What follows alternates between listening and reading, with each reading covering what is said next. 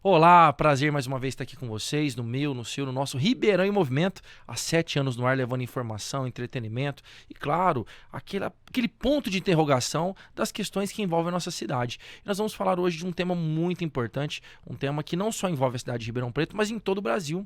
É a fome, exatamente. Não sei se você sabe, mas o Brasil é um dos campeões em desigualdade social, né? Inclusive, no mundo, o Brasil hoje ele tem um ranking aí que não é nada, vamos dizer, glamuroso pra gente, de campeão aí de desigualdade social. Ou seja, muitas pessoas não têm quase nada e poucas pessoas têm muito. E para falar dessa desigualdade, a gente vai falar aqui sobre a campanha, né, da fraternidade desse ano. E tá aqui comigo o padre Germano, que é lá da paróquia São Mateus, que o tema é justamente ele, né? Dar-lhes vós mesmo de comer. Fraternidade e fome. Prazer ter você aqui, Padre Germano, mais uma vez, aqui no Grupo Tá de Comunicação, né, para poder falar um pouco dessa importante campanha da fraternidade, que desde 1964 vem aí se destacando no Brasil, com campanhas aí importantíssimas, levantando, né, debates aí acerca da ecologia, questão indígena, e esse ano é a questão da fome, né? É um prazer poder partilhar um pouco desse momento com os nossos telespectadores, com aqueles que nos ouvem, com aqueles que nos veem e refletir sobre esse tema que é caro para nós, né, no Brasil, não só no Brasil, na América Latina toda, em boa parte do mundo. E no Brasil a gente poder refletir sobre esse tema que abraça especialmente as comunidades de periferia, aonde não só a periferia das grandes cidades, mas também as periferias do Brasil, né? Esses rincões aí espalhados pelo interior do Brasil, que a fome chega, né? Mais do que a gente possa imaginar. Com Por toda isso certeza. a, a importância da gente poder refletir sobre esse tema. E também está aqui com a gente, ele veio direto de Batatais, é advogado e diácono, né? Irmão Francisco, prazer ter você conosco, que vai falar também da campanha da fraternidade, do grito dos excluídos e trazer um pouco dessa sua experiência, né? Na caminhada de fé, na caminhada da partilha. Satisfação ter o senhor aqui conosco também. A satisfação é toda nossa, nós agradecemos o convite, mais uma vez estarmos aqui juntos, né? E como bem lembrou o Padre Germano, falar de um tema tão caro para a igreja, como é essa questão da desigualdade social, essa questão da fome. E mais um ano, então, a igreja vem trazendo esse tema à tona para chamar a atenção das pessoas, porque às vezes passa despercebido, né? O quanto é o número de pessoas que se encontram em situação de insegurança alimentar. Exatamente. Eu vou chamar um vídeo aqui para que a gente possa partilhar esse momento, que é um vídeo sobre o 29º Grito dos Excluídos, né? O Grito dos Excluídos, ele é desde 94, né, Germano? 29 anos, né? 29 anos, que na verdade se contrapõe à independência, não se contrapõe, mas coloca ali a população mais carente, a população que mais precisa dos serviços públicos, para também dar o seu grito, né? O seu grito que ecoa aí, né, até os poderosos, para que eles sejam atendidos, né? Essa questão da partilha e também o tema da, do grito dos excluídos é a questão da fome, né? É interligado, né, as duas coisas, e uma reflexão que a gente pode fazer é sobre a questão da independência ligado a isso, né? Porque é claro que tem que fazer e fazer aqueles desfiles todos, né? Mas também precisa voltar o nosso olhar para outra realidade, né? E o Grito dos Excluídos é justamente isso. Não é contrapor o desfile de 7 de setembro, que eu acho que é importante, Sim, com certeza. mas é fazer com que haja uma reflexão sobre o assunto, que é sobre as desigualdades, né? Que não é só uma desigualdade, mas são as desigualdades sociais que abraça o Brasil todo, né? Então precisamos talvez gritar. Exato. Essa é a expressão máxima que a gente pode ouvir. Eu acho que gritar não no sentido no sentido próprio da palavra, mas fazer com que as pessoas sejam ouvidas, né? Isso que também não é uma contraposição, mas eu sou professor de história e toda a construção da independência, essa construção histórica, ela está sempre em volta de homens poderosos, né, de figuras nacionais. E o Grito dos Excluídos dá voz àqueles que historicamente são negadas a voz, né? Que é os indígenas, os negros, as mulheres, população que Quilombola. quilombola, né? e outros mais aí que necessitam de políticas públicas. Isso que eu achei interessante no Grito dos Excluídos. O ano passado eu tive a oportunidade de ir lá na Paróquia do Senhor, São Mateus. Esse ano não tive como ir, mas é uma experiência muito gratificante, porque une toda a comunidade, né? Às vezes tem a possibilidade de ter uma missa ecumênica.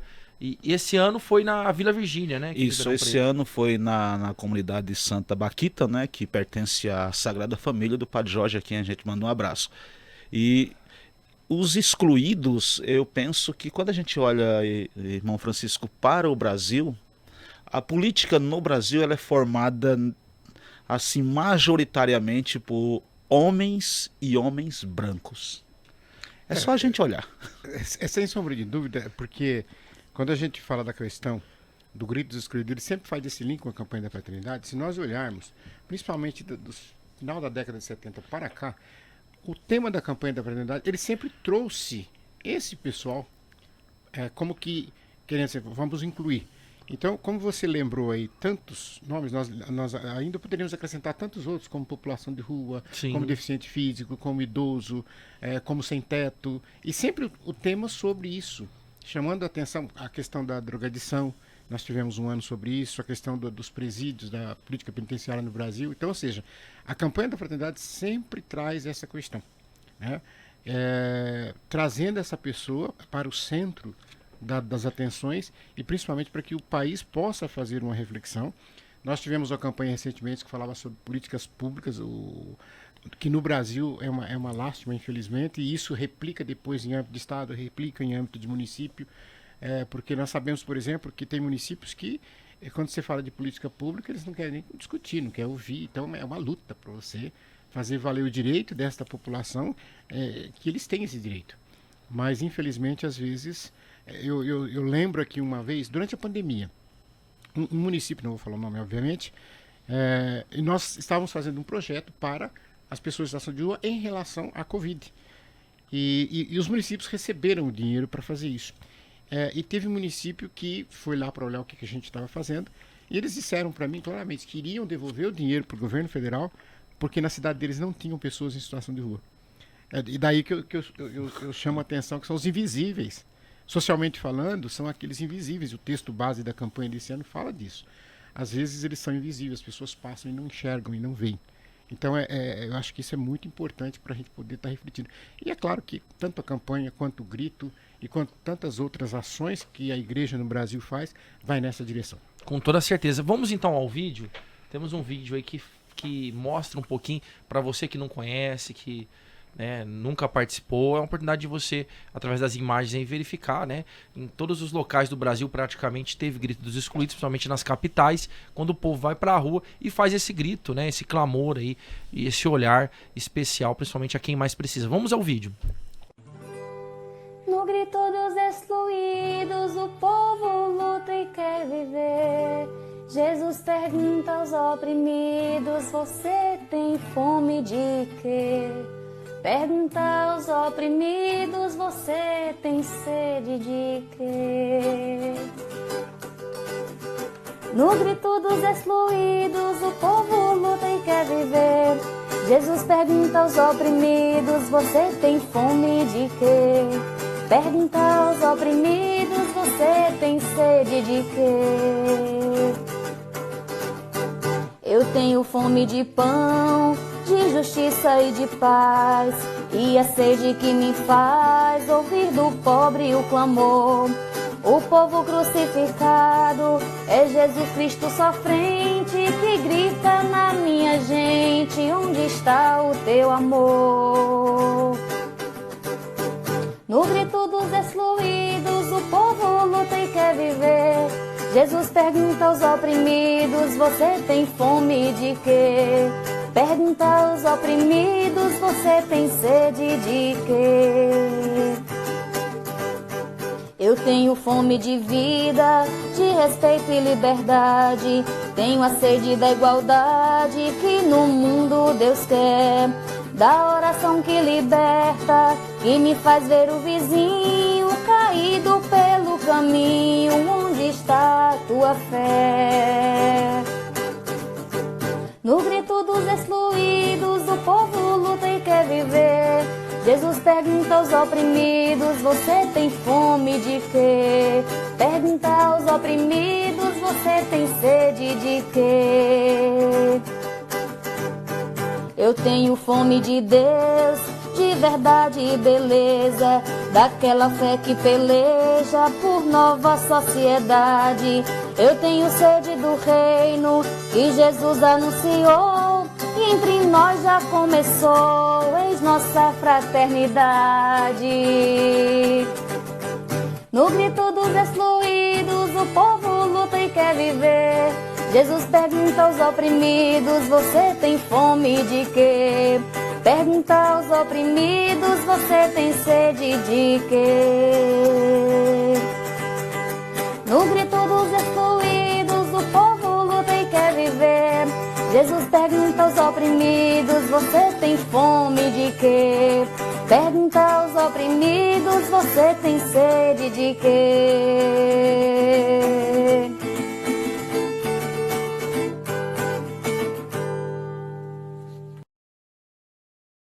Se é a campanha da fraternidade, você tem fome. Não, grito dos excluídos, né? Porque a Dos campanha da excluídos, fraternidade isso. tem muito a ver.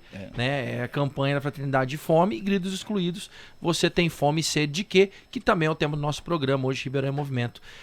Padre Germano, a sociedade hoje tem fome e sede de quê? Se a gente pensar no geral, a sociedade tem fome de justiça social. Essa é uma fome que está gritando aí. O problema é que o grito não chega. Faz eco. Ele não faz eco. E ainda bem que instrumentos como esse para um pouco, né, uma meia hora, 40 minutos, para a gente poder refletir sobre. Porque a sociedade tem fome de justiça social. Para mim, a grande definição é essa. Porque se a justiça social ela acontece, aí a fome ela deixa de existir. Não é? Num país como o nosso, né, que é um dos maiores produtores de grãos do mundo, não dá para a gente ter fome. Né? Num país como o nosso, que é um dos maiores exportadores de carne do mundo, não dá para a pessoa ficar sem ter proteína. Né? Então, se há fome, é porque há um desregramento na distribuição. Né? E aí a gente pode pensar nas formas de distribuir tudo isso, né? Uma forma que seja igualitária. A gente não está dizendo para que as pessoas não sejam ricas, ela não tem culpa de ser rica. Mas a gente está dizendo para que haja uma igualdade na distribuição. Né? Os nossos governos, eles pensam muito no seu pequeno grupo, né? No seu pequeno feudo. E as periferias, elas são abandonadas à própria sorte. Eu trabalho numa paróquia de periferia. O irmão Francisco trabalha com gente que está à margem da sociedade. Né? Então, nós temos um trabalho e a gente pega a falta de justiça social na mão. A gente não é que a gente ouve dizer. A gente toca nela. A gente toca nela. A gente não está falando de uma coisa que está longe de nós. Eu só para ilustrar o que eu estou dizendo, né, a gente faz uma doação mensal de aproximadamente 150 cestas básicas por mês, lá na minha paróquia. A gente ganha tudo isso, né? Mas eu não fico feliz com isso, não é uma coisa que eu gosto de fazer. Porque eu também acho que, se eu perguntar assim para o irmão Francisco, é isso que o senhor gosta de fazer? Não, é isso que eu preciso fazer. Exatamente. Não é o que eu gosto de fazer. O que eu gostaria de fazer era que na sociedade não chegasse ninguém lá na minha paróquia e dissesse assim: padre, eu não tenho arroz. Eu não tenho feijão. Faz 3 meses que eu não como carne. E é frequente essas reclamações. Frequente. Ah, melhorou um pouco de emprego? Melhorou. Melhorou um pouco de caristia? Melhorou. Mas é muito ínfimo diante do tamanho do problema. E só para lembrar, a comunidade de São Mateus fica ali no Quintino 1, né? Estou na Zona Norte. Na Zona Norte, região periférica. Região periférica, onde estão 2 casas da comunidade do irmão Francisco, que acolhe também só lá 100 pessoas em situação de rua. No Quintino 1 também. Eles tá um pouquinho para baixo, né, mas coladinho no Quintino, ali, colado na Avenida Brasil, embaixo no Tanquinho, onde eles estão as duas casas dele, né? E graças a Deus que existe. Mas eu falo sempre, né? Se a gente fosse evangelicamente vivencial, né? Se a gente vivesse o evangelho, esse tipo de coisa não precisava existir. Porque lá nos Atos dos Apóstolos diz para nós, né? Eles partilhavam tudo. Entre nós cristãos, né, não era para ver. Entre nós, humanidade, não era para ver esse tipo de coisa. Então, para mim, do que a gente tem fome? A gente tem fome de justiça social. Uma distribuição de renda mais igualitária, onde as pessoas pudessem ter o mínimo necessário. Para sobreviver. Para sobreviver. O mínimo necessário. Não é o esbanjar. O mínimo necessário. Sim, o básico ali para minimamente... Porque você pode dizer assim, mas tem gente passando fome? Tem. Tem gente com a questão do alimento que não dá para comer? Faz uma conta, irmão Francisco. O salário mínimo no Brasil é 1.320. Aí vamos pensar numa cidade como Ribeirão Preto. Aí ela vai morar num quarto, sala e cozinha. Que já é ruim, né? Se foi 700. R$700 de aluguel. Aí tem energia elétrica. Energia elétrica, energia e água, ela vai pagar 150. Então, 850. Se ela não tiver um celularzinho que todo mundo tem, né? E não é luxo, mas vamos pensar que ela não tem. Porque o acesso à internet não é para todo mundo, não. A gente não fica se enganando que todo mundo tem acesso. Não tem. Mas só aí foram 850. De 1.300 sobrou quanto? Aí ela tem que ir na igreja pedir cesta básica. Ela não vai sobreviver. Estou falando de a pessoa que vive com um salário mínimo. Que não é pouca gente, vamos combinar. Né? E aí entra a questão... 50 milhões de brasileiros vivem com um salário mínimo. Aí entra a questão de que ela tem que rezar para não ficar ninguém doente, remédio, tem a questão de vestuário, etc. Tal. E eu lembro uma coisa interessante, porque quando a gente fala de... É claro que a gente tem que tomar muito cuidado com os números, mas a gente precisa estudar por que o número é esse, né? Como o padre citou a questão do número de salário mínimo. Eu lembro aqui que, por exemplo, pelo levantamento que foi constado aqui no texto base da campanha, cerca de 33 milhões estão no mapa da fome. Mas aí, quer dizer, quando a gente fala mapa da fome, as pessoas passando fome, a pessoa já pensa que já está naquele estado de inanição, só curioso. Não. A ciência considera a questão da insegurança alimentar. Então, o padre Germano citava uma coisa interessante hoje, quando fala que o Brasil nunca atingiu esse número, desde que a série histórica começou a ser contada em 1990 pelo IBGE, e antes já nós tínhamos feito 2 campanhas da fraternidade sobre fome, uma em 1975, a outra em 1985. Falando de fome. Olha quantos anos lá a igreja já estava gritando sobre fome. Então, a fome é uma questão biológica. Ponto. Fome não é psicológico. Alguns querem dizer. Fome não é psicológico, né? Fome é biológica. Então não adianta pensar em outra coisa que vai passar. Não vai passar. E outra coisa, a fome, ela dói. Agora, quando eu coloco a questão da insegurança alimentar, aí eu até anotei aqui para dizer assim... Primeiro lugar, eu coloco no mapa quando a pessoa começa a ter queda na qualidade da alimentação. Então, ou seja, eu não compro aquele alimento de qualidade tal porque o preço eu não consigo alcançar, então eu compro menos. Esse é o primeiro passo. O segundo passo, quando eu começo a preocupar com a quantidade. Aí, além de ter diminuído a questão de qualidade, eu começo a diminuir a questão da quantidade. Então, ou seja, eu já não compro tanto, eu já não como tanto, e aí entra até chegar aos extremos de uma refeição só por dia, ou talvez etc, e assim vai. Então, aí, quer dizer, é nessa graduação que é medido. Então, ou seja, desde quem está lá no início, preocupado só com a qualidade, eu costumo dizer assim, se eu pegar uma feira, daqueles que vão 7 horas, 8 horas da manhã para pegar de melhor qualidade, ou daquele que vai na xepa. Isso. E tem muito. E tem aqueles que ainda vai depois da xepa, porque ele vai para catar o que ficou no chão. E as pessoas pensam que isso não existe. Isso existe. A gente vê isso. Né? O padre Germano lembrava uma questão interessante, né?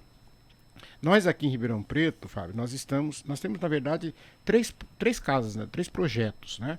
Um, na verdade, não seria um abrigo, mas esses 2 abrigos que ele disse, Santa Terezinha e Santa Dulce, e nós temos um projeto, nós trabalhamos com os venezuelanos, que são mas não são os venezuelanos urbanos, é de uma tribo indígena chamado o Aral, né? Que aqui em Ribeirão Preto tem mais de 80 indígenas. E eles, inclusive, a maioria deles fala o dialeto deles lá, alguns falam castelhano, que é fácil de entender. E a gente viu ali, então, também o nível extremo da pobreza quando se começou a desenvolver esse projeto com eles. Porque aí nesse grupo, nessas casas que eu tenho, então é só acima de 18 anos. Mas nesse grupo indígena, não. Eu tenho mulher grávida, eu tenho criança, eu tenho idoso, eu tenho... E são cerca de 80? Mais de 80. Que estão em Ribeirão. Estão em Ribeirão Preto. E como que essas pessoas vivem aqui em Ribeirão? Você tem Então, trabalho? Vivem Então, da elas solidariedade? estavam ali num espaço que foi cedido, mas assim, totalmente assim, sem um Insalubre, direcionamento, né? Insalubre. Aí quando nós começamos o projeto, que está terminando agora, no final de setembro, as nossas terapeutas, a assistência social, qual que era o nosso papel enquanto comunidade missionária de Divina Misericórdia? Muita gente pensou que a gente tinha que fazer a enculturação deles. Só que as pessoas têm que parar para pensar que a gente tem que respeitar a cultura. Com certeza. Eles são indígenas, então tem muita gente que pensa assim, não, porque eles têm que pôr para trabalhar e tal, eles vão alugar uma casa e vai morar lá com a família e tal. Acontece que ali, no meio deles, você encontra, eu sou casado com a tua filha, teu filho é casado com a filha, então todos parentes, eles são indígenas e eles têm isso. Então, para você chegar ali, por exemplo, para chegar e falar, não, você tem que fazer isso, então nós tivemos que ir devagar. E aí a gente viu quanta necessidade. E a questão de saúde, mulheres grávidas sem pré-natal, aquela coisa. Graças a Deus nós conseguimos regularizar a questão de documentação, de escola, de Bolsa Família, tudo para eles. Mas a gente vê ali a pobreza extrema diante dos nossos olhos, né? Eu já vi nesses 20 anos de comunidade várias pessoas morrerem por inanição. A gente fala assim, vai morrer de fome, por que você não deu comida? Não. É que atingiu o estágio tal que não houve condição da medicina reverter. E a pessoa veio a óbito. E aí a gente diz, óbito, por qual motivo? Inanição. Eu tenho os atestados de óbito que eu guardo, a documentação de todos que passam, que está escrito no atestado de óbito. Inanição. E aí quando a gente fala, as pessoas estão exagerando, vocês estão aumentando, etc. e tal. Mas não é porque a gente vive esse dia a dia. A gente está, como o padre Germano disse, a gente toca nessa questão, a gente toca nessa ferida que muitos não querem mexer. É preferível deixar como se parecesse ali que está curada, mas a gente sabe que não está, que tem muita coisa para fazer ainda. Com toda certeza. E parabenizar, né, Padre Germano, o irmão também com esse trabalho, né, que é fundamental e que muitas pessoas, inclusive, não conhecem, né? O Grito dos Excluídos eu conheço há muito tempo, que eu como professor, desde a época do movimento estudantil, era muito frequente, até na POSP, nós temos aí um encaminhamento de participar do Grito dos Excluídos. E é fundamental também o apoio da sociedade por essa questão. Por isso que hoje vocês estão aqui, né, falando e alertando a população. E você falou que tem 2 casas, né, irmão? Isso. 2 casas. Vocês têm ajuda aqui em Ribeirão. Tem ajuda do governo, algum auxílio, alguma política pública envolvida nesses atendimentos? Por exemplo, se a gente considerar o total, nós temos 20 casas no total. Essas casas são de acolhimento às pessoas, é isso? Nós temos, porque a necessidade faz a coisa ir acontecendo. Nós começamos a fazer um trabalho com as pessoas em situação de rua. Primeiro um trabalho, depois veio o acolhimento, né, público masculino. Isso na cidade de Batatais. Aí depois começa a aparecer o público feminino, que é bem menor, mas existe.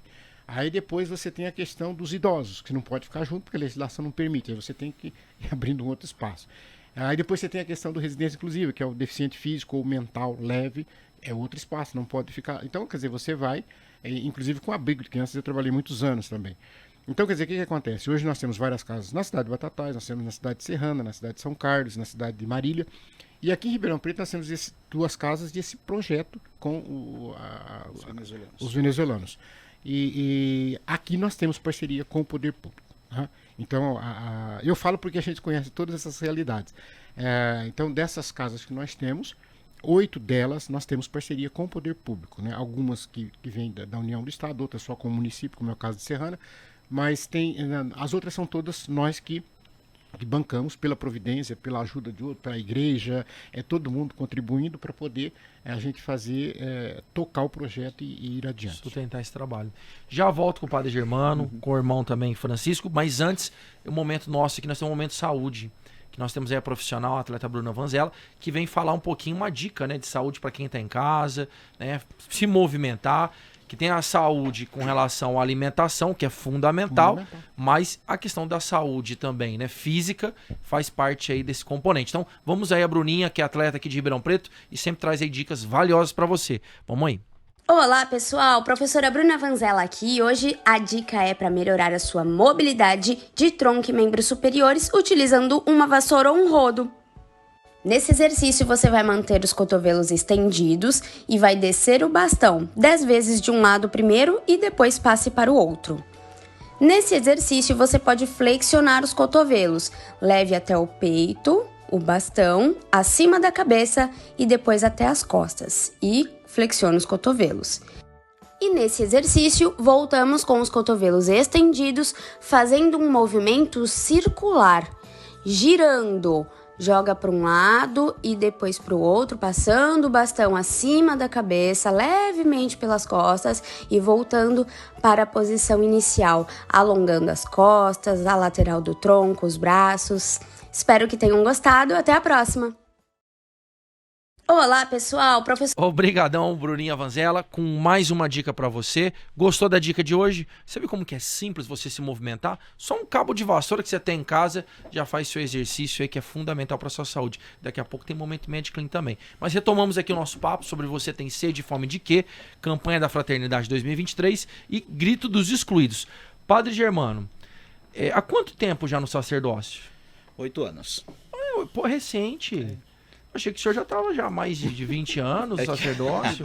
É que eu entrei... O que o senhor fazia antes de se tornar padre? Antes disso era padeiro.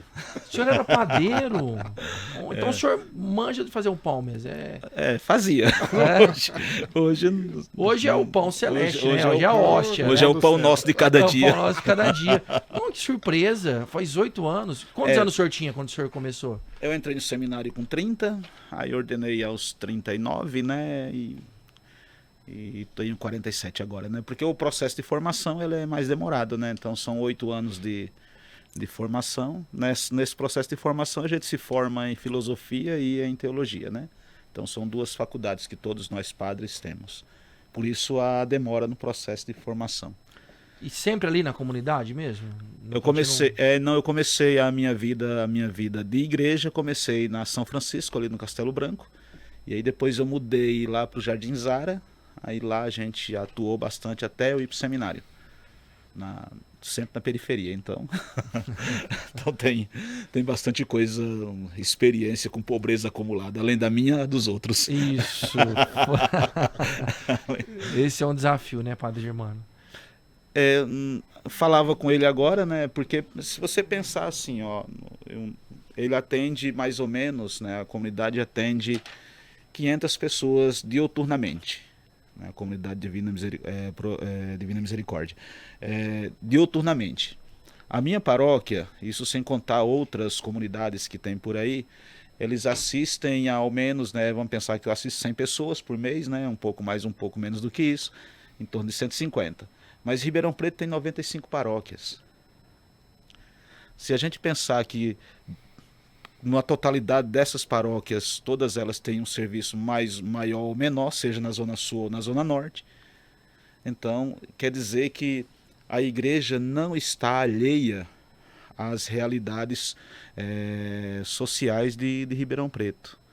Isso sem contar os grupos, né? Os grupos que tem aí assistindo se a gente andar aí na noite, né, a gente vai ver muitos grupos distribuindo alimento, enfim, não sei... Né, certo ou errado, está alimentando. Né? Se é assistencialismo ou um fato de se promover, a gente não vai levar isso ao caso. Né? O fato é que está aí. Hoje em Ribeirão Preto é uma população de rua muito grande. Assim, e vem crescendo mais, né? A gente vem percebendo. Nós estamos aqui no centro, localizado, e é algo muito frequente. Inclusive, eu estou notando, eu vou muito para São Paulo, irmão Francisco, e lá em São Paulo, quando a gente passa lá nas principais avenidas, as praças têm aquelas barraquinhas. Uhum. E eu já estou notando ali na Via Norte, em alguns locais, começando a aparecer muito parecido com São Paulo. Com São Paulo. Então, a gente tem isso. Isso falando da população de rua. Mas a gente também tem a população que não está na rua, mas está carente. Que aí é muito, né? Ribeirão tem uma população de 700 mil habitantes, né? Mais ou menos. E a gente tem uma população carente muito, muito, muito, muito grande, né? Carente de um monte de coisa. E a gente pode dizer assim, a administração de Ribeirão Preto é ruim, eu não gosto de falar disso, né? Eu acho que faz um trabalho até que legal. Mas o problema é que parece que a distribuição na forma de fazer ainda não atinge aquilo que precisa ser atingido. A forma, né? O jeito de fazer. Né? Porque a gente tem a gente está numa região onde o tráfico é muito alto, onde a prostituição é muito alta, né? Ali, especialmente ali onde eu tô, pelo fato da gente estar colado na Ianguera, Sim. pelo fato do aeroporto estar ali naquela região, então tudo isso é E o CETREM foi para lá também, né? Hoje ele saiu, né? Hoje Já não existe saiu de lá, mais. não Hoje tá não existe mais. mais, Não né? existe mais, graças a Deus. Não tá mais lá? Não. Desativou. Desativou? Ué, mas eu não tô sabendo. E aí, no caso, para onde as pessoas em situação de rua ficam? Então, os que estavam acolhidos no CETREM, a prefeitura fez um chamamento público, né? E já dividindo, porque realmente não dá para você querer colocar tudo no mesmo lugar, local. não vai funcionar. Então ela fez um chamamento por 50 vagas e 50, ou seja, 100 vagas masculinas, mas dividido em 50-50, e uma casa feminina para 50 vagas. E ela fez esse chamamento, foi agora no final do primeiro semestre para início do segundo, e aí a partir daí, que o Instituto Limites ganhou uma, outra entidade ganhou a feminina, não sei, nós ficamos com a Santa Terezinha, então se dividiu com 50 e aí desativou aquele local, porque realmente ali não tinha mínima condição. Não era. Ali você não conseguia alvará jamais de qualquer órgão público, porque realmente as condições que eram, o prédio estava muito velho, estava muito deteriorado, etc. Tanto é que demoliu o E prédio, ali né? teve uma coisa que é terrível, que é o estigma. Eu falo porque eu ando muito pela região, a palavra CETREM, ela pegou um estigma como a FEBEM antigamente. Isso, é. Então a gente precisava desestigmatizar. Eu cheguei a ficar 3 meses ali para tentar ajudar para que pudesse ter um tempo para ver o que faria. Nós tivemos um caso interessante que eu olhava e eu falava assim, eles têm razão, de pessoas que houve uma denúncia de trabalho escravo numa cidade da região, e essas pessoas não tinham para onde, então levaram para ali, separados, é claro, mas até o Ministério Público decidir, etc. Tal. E conversando com uma das pessoas, ele falou uma coisa que eu falei, você tem razão. Ele falou, engraçado, falou que lá onde nós estávamos, estava com com más condições de salubridade, mas aqui está pior. Então eu comecei Pior que o trabalho na porque realmente tal. Então, quer dizer, agora eu acho que com a prefeitura acertou nesse sentido. Eu acho que é possível a gente desestigmatizar aquilo que realmente ninguém queria. Eu falo porque às vezes eu acolho pessoas em Batatais que são chamados andarilhos, né? A gente fala os trecheiros no linguajar deles, e andam de cidade, esses que a gente encontra na beira da pista, que às vezes nem beber, nem fumar, não tem nada a ver.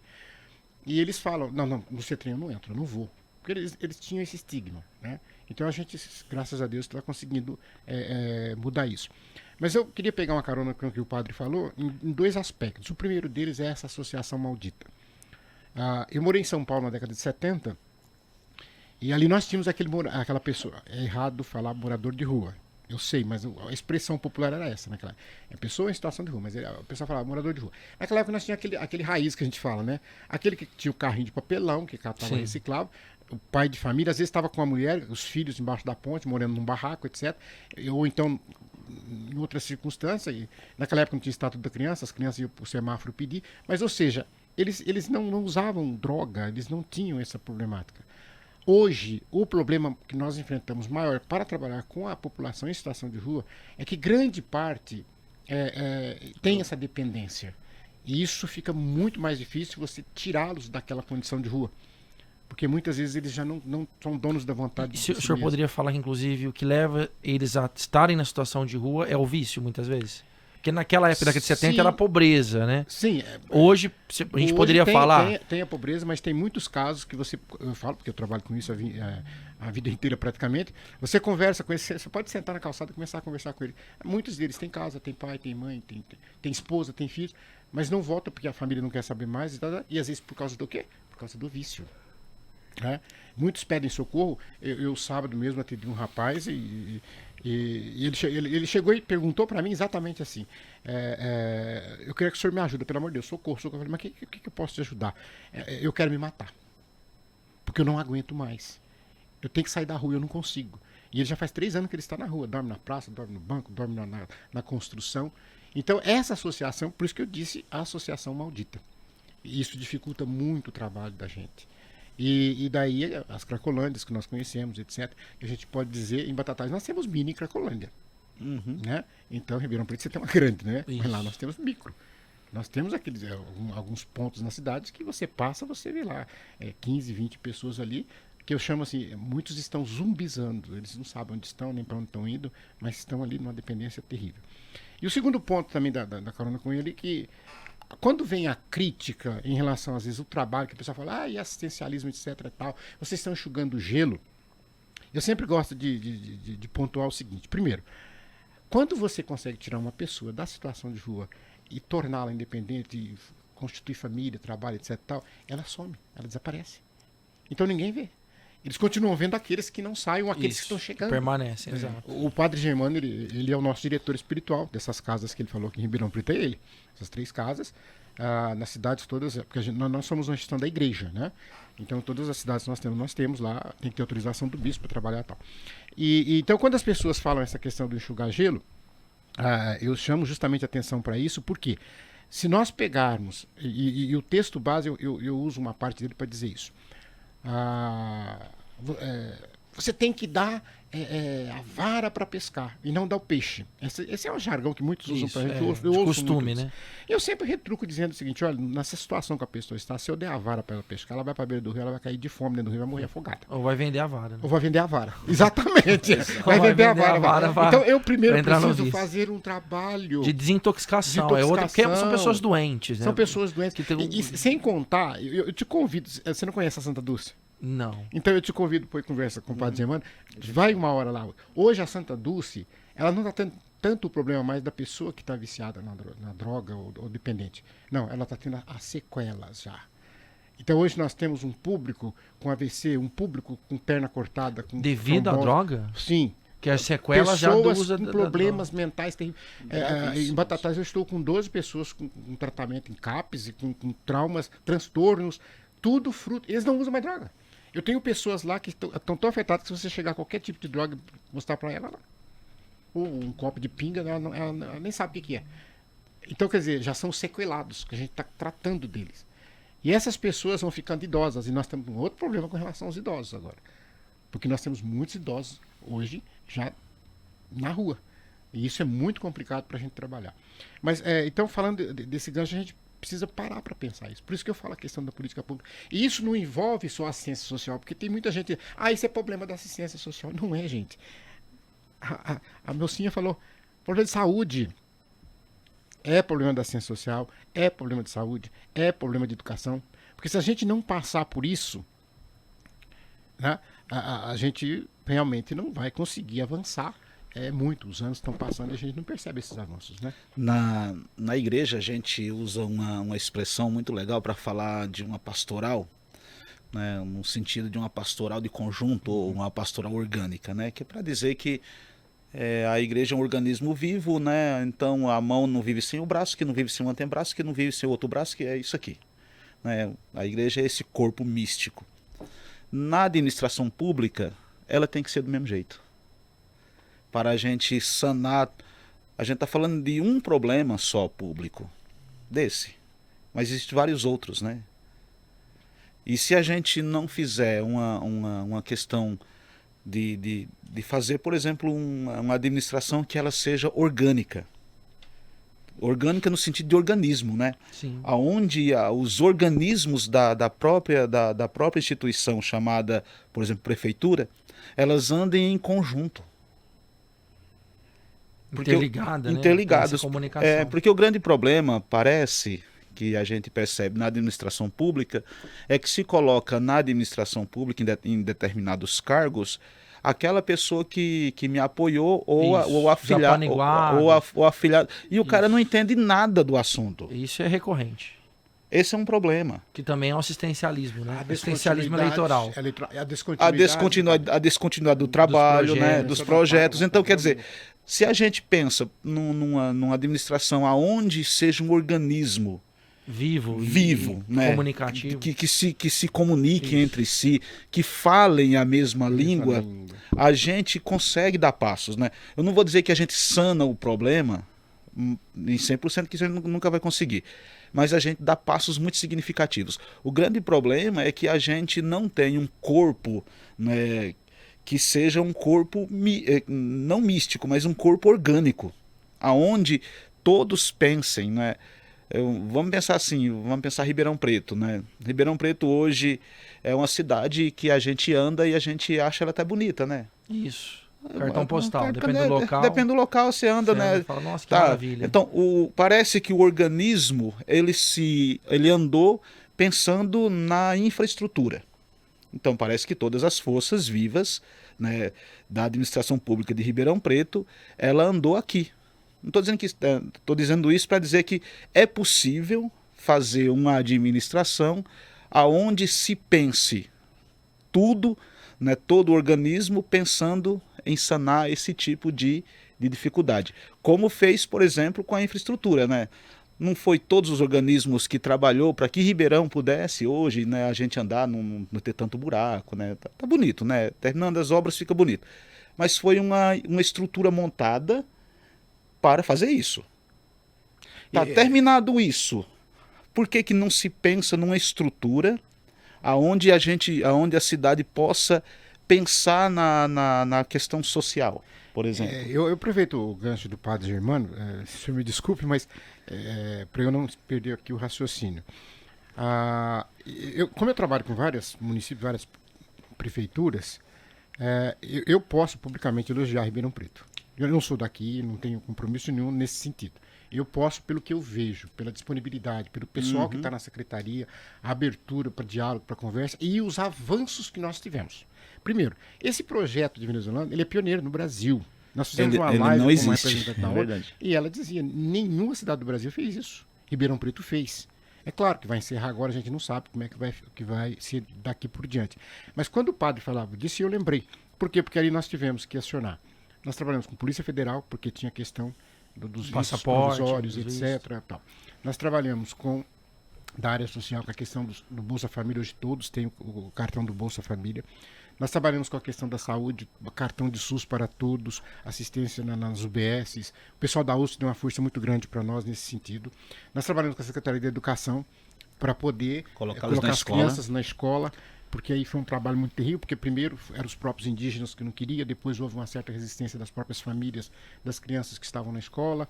Então, ou seja, a gente foi vencendo, mas nessa teia de aranha que o padre Germano falou, de todos se comprometerem com aquilo. Pro atendimento. Exatamente, Ministério Público, Defensoria Pública, porque precisa... Esse diálogo permanente. Exatamente.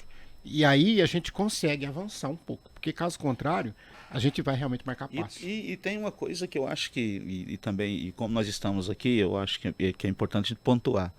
As mídias, elas precisavam dar um espaço para isso.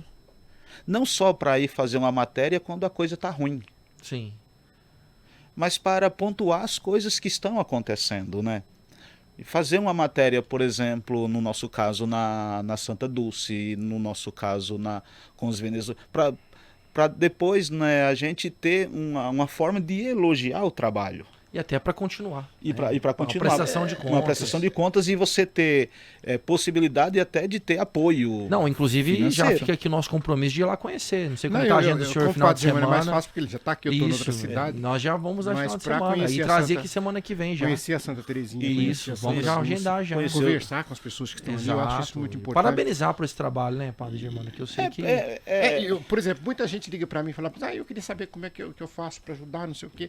Eu sempre, ou eu quero dar alguma coisa, você vem buscar e fala assim, se você pudesse, eu gostaria que você viesse, para você conversar com as pessoas que você vai estar ajudando. Sim. Eu acho isso enriquece muito. Por quê? Porque hoje nós temos uma coisa. Nós enfrentamos certa resistência em alguns lugares, e todas as cidades que a gente vai, a gente tem essa resistência.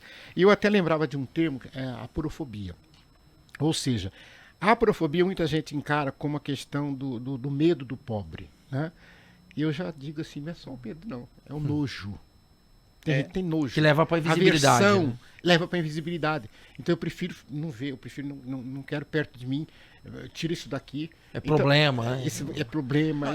Ela pode até fazer um Pix, por exemplo, sei lá, de 100, 200 reais. Para muita gente, isso é tranquilo. Se eu chegar e pedir, eu preciso de R$1.000 para a Santa Dulce, a gente consegue. Até que não muito difícil. Mas a gente dizer assim, olha, eu preciso de R$1.000, mas eu gostaria que você fosse lá almoçar com eles. Não vai.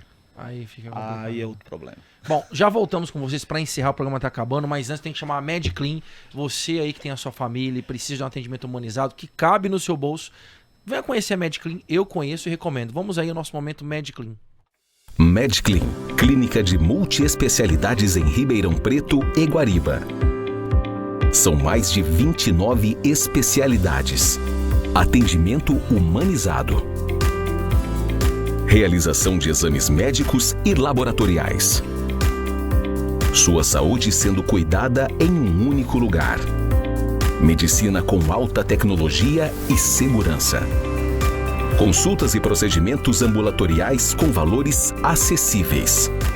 Convênios médicos parceiros. Venha conhecer e cuidar da sua saúde. MedClean. Sua saúde é a nossa especialidade. MedClean. Sua saúde e a sua família é nossa prioridade. Eu conheço e vou mandar já um abraço pro Dr. Fred, pro Dr. Stanislau e a toda a família MedClean, que tem um melhor atendimento humanizado que com certeza não só cabe no seu bolso, mas a sua família é o seu maior investimento. Então, invista em MedClean, que com certeza você vai ver que vale muito a pena. Eu conheço e recomendo. Um grande abraço a toda a família MedClean. Encerrando, né, o tema nosso, que é um tema importante, fundamental, agradecer, que eu sei da sua agenda, Padre Germano. Hoje quase que não deu para o senhor vir, tem a missa lá dos enfermos. O irmão tá aqui, que eu sei que é difícil também, sala de Batatais. Dá quantas horas que Batatais? 30 minutos, 30 minutos. Não é perto, e sei também dos seus... né, compromissos lá, irmão Francisco, que tem todas essas questões aí que o senhor está envolvido com as casas. E um minuto aí pra gente encerrar e deixar aberto, né, para vocês voltarem aqui para falar. E esse final de semana eu vou lá, viu? Pra gente fazer palavra do senhor. Eu só gostaria de encerrar minha participação fazendo a leitura. No último dia 13 de setembro, a igreja comemora a memória de um santo, São João Crisóstomo, que é fantástico, porque lá no século IV ele já falava muita coisa que nós falamos aqui hoje. Eu vou ler uma frase dele, ele diz assim: muitos cristãos saem da igreja, contemplam as fileiras de pobres que formam como muralhas de ambos os lados. Passam longe sem se comover, como se vissem colunas e não corpos humanos. Apertam o passo como se vissem estátuas sem alma, em lugar de homens, e respiram. E depois de tamanha desumanidade, se atrevem a levantar as mãos para o céu e pedir a Deus misericórdia e o perdão dos pecados. Amém. Isso é o século IV depois de Cristo. E atual. São João Crisóstomo. É atual, né? Muito atual.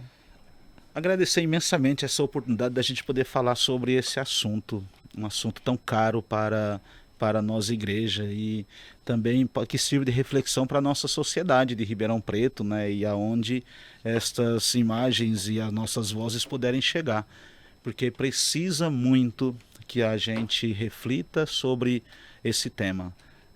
A gente tem fome e sede do quê? Né? A gente tem fome disso aqui. E aqueles que estão vendo a gente tem fome e sede do quê? Essa é a interrogação para você pensar esse final de semana. Ficamos por aqui, agradecer a sua audiência, mais que especial. E fique agora com a TV APOESP, com as últimas informações, com a nossa segunda vice-presidenta e deputada professora Bebel. Um grande abraço e até semana que vem. Lembrando, você tem fome e sede do quê? Conta aí pra gente aqui no Facebook ou através das redes sociais aí. Me segue lá, Fábio Sardinha, @13, ou então aqui mesmo na TV Tati, sempre com você, nosso convidado mais especial. Até!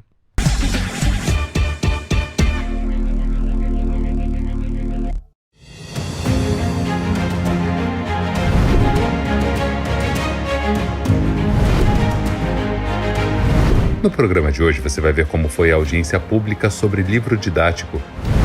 Vai acompanhar o debate do tema junto aos parlamentares. E vai conhecer o Salão de Humor de Piracicaba. Confira! Na segunda-feira, 4 de setembro, a professora Bebel realizou uma audiência pública aqui na Alesp sobre o material didático que está sendo distribuído nas escolas públicas do Estado, e o Educação na TV veio conferir. Foi a segunda audiência sobre o tema e contou com a presença de professores e autores de livros didáticos, que foram unânimes em apontar a baixa qualidade do material oferecido pelo governo do estado. Da outra audiência pública foi feito um estudo também de caráter metodológico, dessa forma de, como é que eu diria, de dar aulas por slides.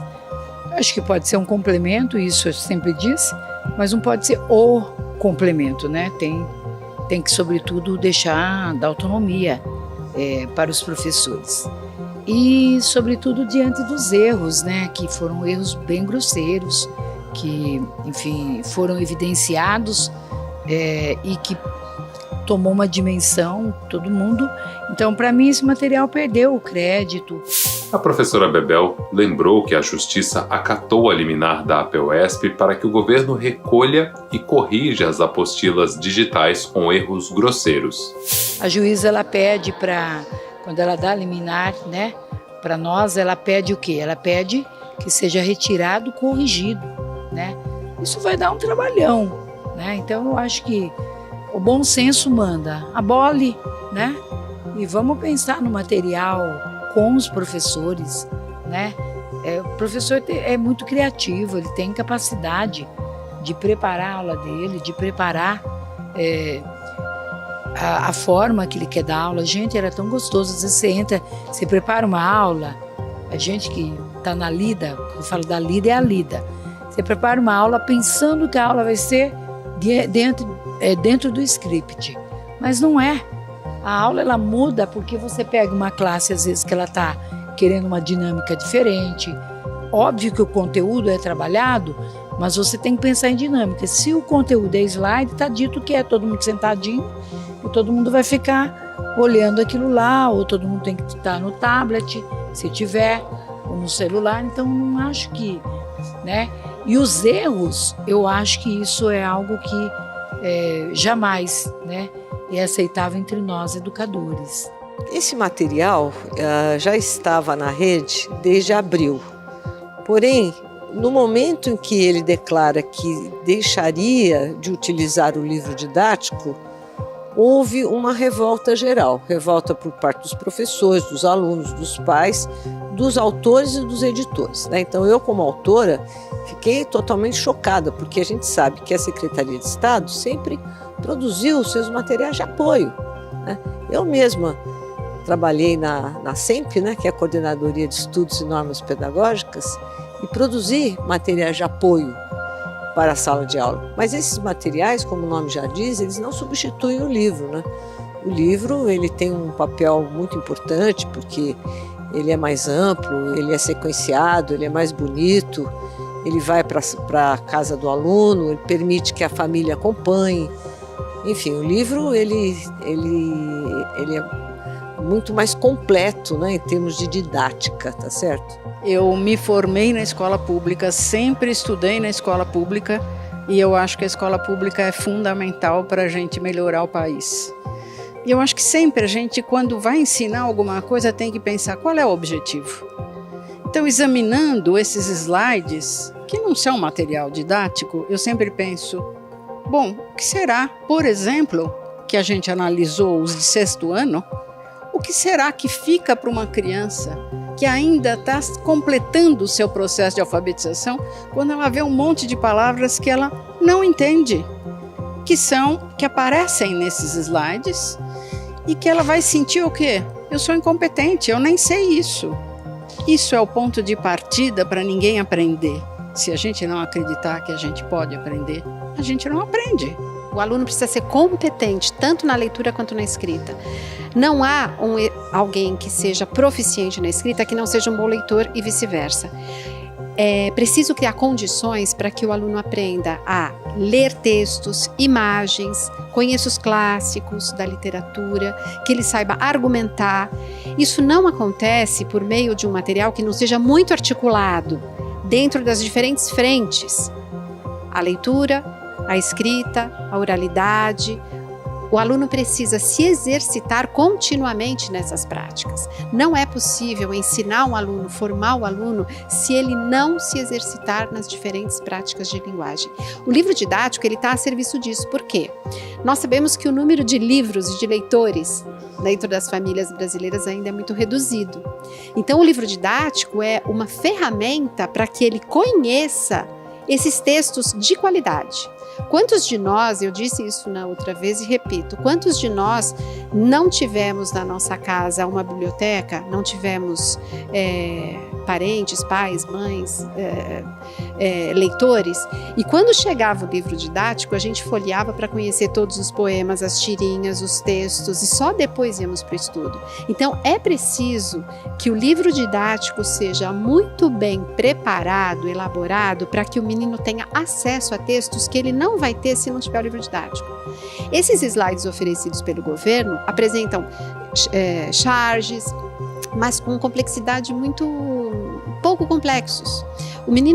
O aluno, ele precisa entrar em contato com textos de diferentes complexidades para que ele aprenda a se posicionar no mundo. Ele precisa ter voz. Tudo que a gente precisa nesse mundo é saber falar o que a gente pensa, o que a gente sente, saber se colocar, preenchendo sim ou não, verdadeiro ou falso. Ele não vai aprender. Graças à pressão da APUESP e também de outras entidades, o governo estadual recuou da decisão de tirar de dentro das salas de aula os livros do PNLD, o Programa Nacional do Livro Didático. No dia 5 de setembro, a professora Bebel levou ao plenário da Alesp as considerações da audiência pública e cobrou um posicionamento dos deputados. Exatamente o que nós passamos em 2008, uma então secretária, a senhora Maria Helena Guimarães de Castro, que naquela época também produziu uma apostila para entregar para o aluno. Primeiro tirou o Estado de São Paulo do livro didático, do Plano Nacional do Livro Didático, e criou as apostilas, e essas apostilas chegou a ter 2 paraguaios no mapa, né? E aí teve que ser retirado e foi uma parafernália. E agora, novamente, a gente incorre, o Estado incorre no mesmo erro, né, de ter erros. Eu não costumo tripudiar em cima de erro, porque errar, para mim, é humano. Persistir no erro é que é a grande questão. Um dos eventos culturais mais tradicionais do estado de São Paulo está completando 50 anos. É o Salão Internacional de Humor de Piracicaba, que reúne artistas gráficos de várias partes do mundo e de várias idades. Este ano, o grande homenageado foi o cartunista Zélio, fundador do salão. Num depoimento gravado há 7 anos, ele contou como surgiu o evento. O Salão de Piracicaba surgiu na cabeça de um bando de alucinados nativos que resolveram transformar um projeto oficial. Segundo me foi informado, era um salão sobre orquídeas ou qualquer coisa assim. Sobrou aquele recurso oficial e eles resolveram, num prazo recorde, usar aquele recurso para fazer um salão de humor e seguia um padrão do Salão de Lucca, na Itália, que era um salão que eu frequentava, onde eu fui buscar as informações técnicas para a gente poder organizar a ideia geral que o pessoal tinha. O salão ganhou fama internacional e ali foram consagrados os maiores artistas do humor brasileiro. Uma das atrações é o Salãozinho de Humor, que reúne obras de estudantes de Piracicaba e outras cidades. O Salão Internacional do Humor de Piracicaba fica aqui até o dia 31 de outubro e é gratuito. Então, aproveite! E o Educação na TV de hoje fica por aqui. Outras notícias sobre o mundo da educação você encontra no portal e também nas redes sociais da APUESP. Até a próxima semana. Tchau!